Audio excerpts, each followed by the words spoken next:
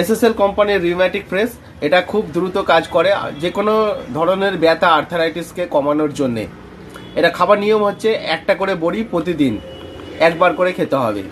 আচ্ছা, দ্বিতীয় হচ্ছে রিউম্যাট এনপি দত্তর এই মেডিসিনটি, এটা খুব ভালো কাজ করছে আর্থারাইটিসের ওপর। দেখে নিন, এটা এনপি দত্তের মেডিসিন, এটা হচ্ছে 2টো করে বড়ি দিনে 3বার খেতে হবে। আর নেক্সট হচ্ছে আছে রিউমপ্লেক্স, এই মেডিসিনটিও খুব ট্রেন্ডিংয়ে চলছে, হোমিওপ্যাথি মেডিসিন, আর্থারাইটিসের জন্য খুব ভালো কাজ করে।